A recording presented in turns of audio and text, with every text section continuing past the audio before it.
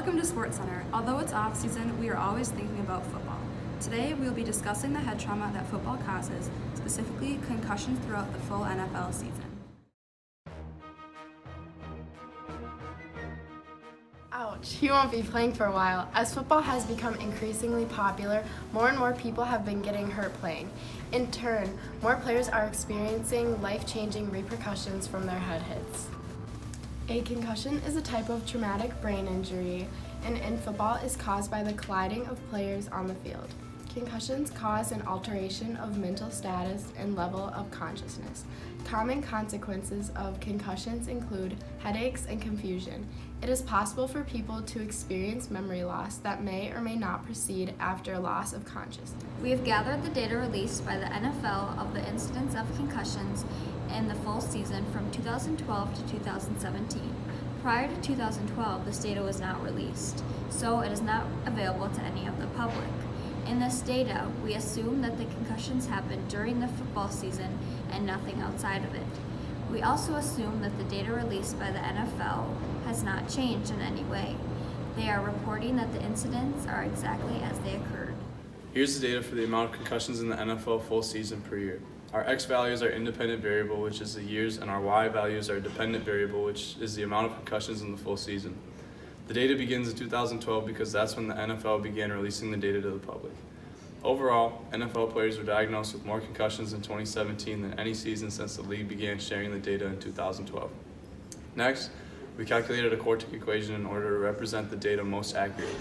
The R-squared value of the equation equals 0.554. This means that the amount of concussions per year is not getting worse, but also not getting better. The amount of concussions is consistently a very high incident rate, and the problem shows no evidence of solving itself. As you can see, the data fluctuates between 212 and 291 concussions per year. We represented this data in the bar graph and in a line graph. The data dips in 2014 because the NFL installed the clipping rule. The rule states that a player cannot throw their body across the back legs of a receiver or hit the back of an opponent below the waist after approaching them from behind. According to this data, this rule helped a little, but clearly not enough.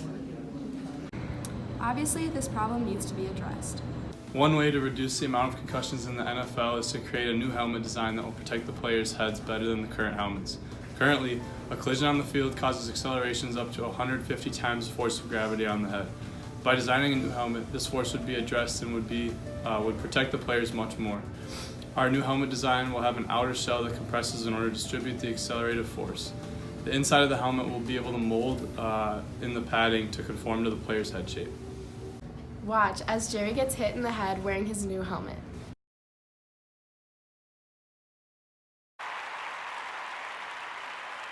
Predict that with the use of the new helmets in the NFL, concussions will decrease by 25 per year. Starting in the upcoming season, there will be 270 players concussed. Using this, we have predicted that by the 2024 season, only 145 players will have a concussion.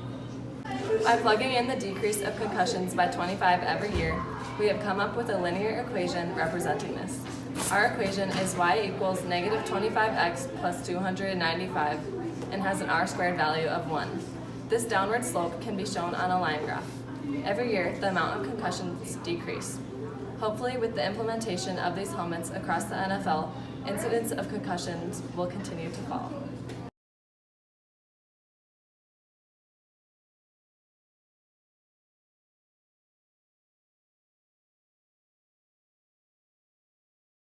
Overall, the implementation of these helmets will decrease the amount of concussions in the NFL full season.